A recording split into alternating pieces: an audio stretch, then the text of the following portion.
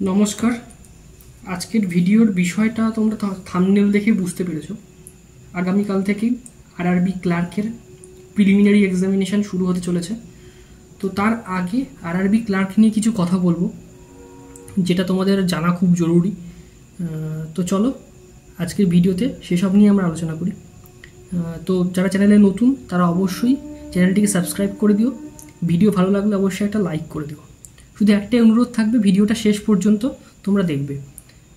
দেখলে অনেক কিছু তোমরা কিন্তু জানতে পারবে এবং তোমাদের আগামীকালকের থেকে যে আরআরবি ক্লার্কের পরীক্ষা শুরু হচ্ছে সেটা সম্পর্কে তোমাদের কিন্তু একটা ধারণা তৈরি হয়ে যাবে এবং পেপারটাকে কীভাবে অ্যাটেম্প্ট করতে হবে এবং এই পেপার সম্পর্কে কিছু গুরুত্বপূর্ণ কথা আমি বলবো।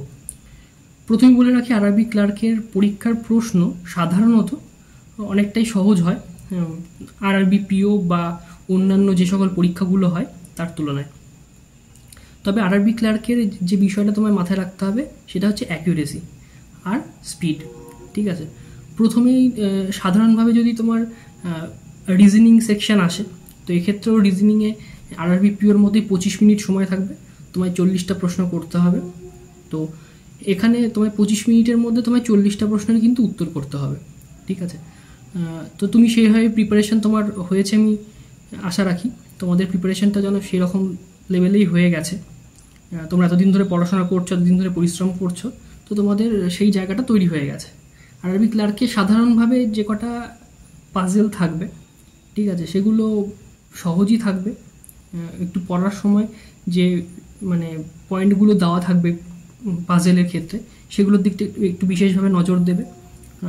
দিয়ে মোটামুটি সব পাজেলই দুটোর করে পসিবিলিটি হবে। ঠিক আছে, সাধারণভাবে যেটা হয় আর কি, দুটো করে পসিবিলিটি আসে। একটা মানে তোমার অটোমেটিকভাবে একটা পসিবিলিটি তোমার ক্যান্সেল হয়ে যাবে এবং আরেকটাতে সঠিক উত্তর চলে আসবে। তো পাজেল নিয়ে খুব একটা টেনশন করার কিছু নেই। আর পড়ে থাকলো যে নন পাজেল সেকশনগুলো, যেমন ইনইকুয়ালিটিস বলো, সিলোজিজম বলো বা ব্লাড রিলেশন, ডিরেকশন, সেগুলো কিন্তু মোটামুটি তোমরা করতে পারবে। সেগুলো নিয়ে কিন্তু কোনো সমস্যা হবে না। সিরিজ দেখার ক্ষেত্রে সিরিজের মানে অ্যালফাবেটিক্যাল সিরিজ বা তোমার অ্যালফাবেট সাথে নিউমেরিক যেগুলো সিরিজ থাকে পাশাপাশি, বা শুধুমাত্র নিউমেরিক্যাল সিরিজ যেগুলো থাকে, সেগুলো কিন্তু একটু ভালো করে প্রশ্নটা পড়ে নেবে যে তোমায় কী জানতে চেয়েছে। ঠিক আছে, সেটা পড়ে নিয়ে ঠিক সেইভাবে কিন্তু উত্তর তোমরা করবে। তো এটা গেল রিজনিংয়ের সেকশন। হ্যাঁ, আর থাকলো কোয়ান্টিটিভ অ্যাপটিটিউড। এই পোর্শনে তোমাদের মোটামুটি 10 থেকে 15টা কিন্তু তোমাদের সিম্পলিফিকেশান থাকবে। ঠিক আছে, তো সিম্পলিফিকেশানগুলোকে যত তাড়াতাড়ি তোমরা ক্যালকুলেট করতে পারবে তত তাড়াতাড়ি কিন্তু তোমরা সলভ হবে। তারপরে থাকলো ডিআইও খুব সহজই থাকে। ডিআই নিয়ে খুব একটা মাথা ব্যথা করার আমার মনে হয় না কোনো কারণ আছে। দেখবে যে তোমরা মোটামুটি তোমরা অ্যান্সার করতে পারছো, কোনো সমস্যা হবে না। আর যেটা সবথেকে ইম্পর্টেন্ট বিষয় সেটা হচ্ছে অ্যারিথমেটিকগুলোতে সাধারণত হয়তো দু একটা শিফট বাদ দিয়ে অ্যারিথমেটিক সহজ থাকবে।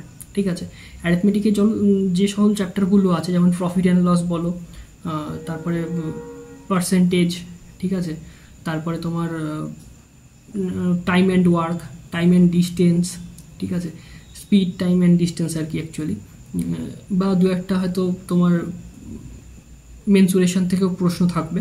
তো তোমরা কিন্তু সেগুলোকে অন টাইম তোমাদেরকে সলভ করতেই হবে। ঠিক আছে, অ্যারিথমেটিকে যদি তোমাদের মোটামুটি দক্ষতা থাকে তাহলে কিন্তু তোমরা ভালো অ্যান্সার করতে পারবে। ঠিক আছে, অ্যারিথমেটিকের পোর্শনটা তোমাদের একটু সময় দিতে হবে। ঠিক আছে, যত তাড়াতাড়ি তোমরা সিম্পলিফিকেশান এবং ডিআইটা কমপ্লিট করতে পারবে বা নাম্বার সিরিজ থাকলে যত তাড়াতাড়ি তোমরা সেটা কমপ্লিট করতে পারবে তোমাদের জন্য কিন্তু হেল্পফুল হবে পেপারটা পুরোটা কমপ্লিট করার ক্ষেত্রে। কত অ্যাটেম্প্ট করতে হবে সেটাও আমি বলবো, এই ভিডিওতে বলবো।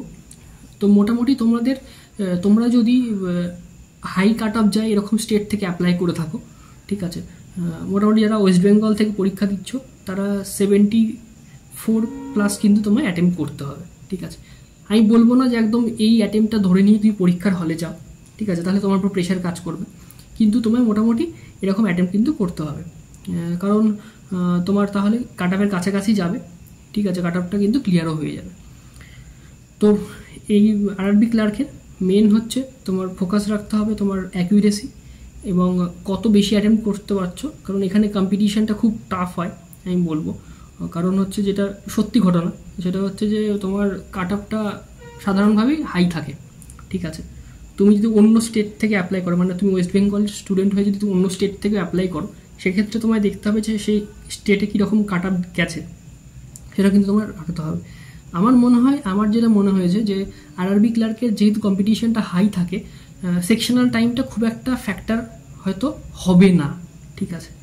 কাট অফ কমবে তো বটে, কিন্তু অতটাও কমবে না, ঠিক আছে। 2-1 নম্বরের হয়তো হেরফের হলেও হতে পারে, ঠিক আছে। আমার এটাই মনে হচ্ছে, কারণ আরআরবি ক্লার্কের কোশ্চেন যথেষ্ট পরিমাণ, যদি একই রকম কোশ্চেন, মানে কোশ্চেনের স্ট্যান্ডার্ড যদি একই থাকে, তাহলে কিন্তু কাট অফের খুব একটা ডিফারেন্স হবে না, ঠিক আছে। কারণ যাদের স্পিড ভালো আছে তারা অটোমেটিকভাবেই 20 মিনিটে, মানে ম্যাথের কথা যদি বলি, তাহলে 20 মিনিটে তারা কিন্তু মোটামুটি 32+ বা তোমার 32+ অ্যাটেম্প্ট করতে পারবে, ঠিক আছে।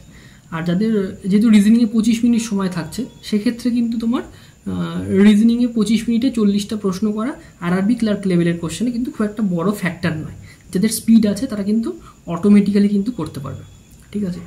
কোশ্চেন ইজি হবে, এটুকু তোমাদের মাথায় নিয়ে তোমরা পরীক্ষা দিতে যাও, ঠিক আছে। তবে কিছু শিফটে হয়তো 2-1টা শিফটে একটু এদিক ওদিক হতে পারে, সেক্ষেত্রে নর্মালাইজেশন হবে, চিন্তার কোনো কারণ নেই। নর্মালাইজেশনে তোমার যে শুধুমাত্র অ্যাকিউরেসির দিকটাকে কিন্তু নজর রাখতে হবে, ঠিক আছে। যদি কোনো শিফটে একটু কঠিন হয়, হয়তো 2-1টা প্রশ্ন দেখা যাচ্ছে যে অ্যাটেম্প্ট করাটা একটু চাপ হচ্ছে, সেক্ষেত্রে কিন্তু নর্মালাইজেশনে একটা এফেক্ট পড়বে। তো এটুকুই বলার। তো আজকের দিনটা মাথা ঠান্ডা রেখে কাটাও, আর হয়তো কয়েক ঘন্টা তারপর থেকেই শুরু হয়ে যাচ্ছে পরীক্ষা। যাদের আগামীকাল যাদের পরীক্ষা নেই, তাদের ক্ষেত্রে বলবো যে তোমরা বাকি যে দিনগুলো হাতে পাবে সেগুলো তোমরা একটু কাজে লাগানোর চেষ্টা করো।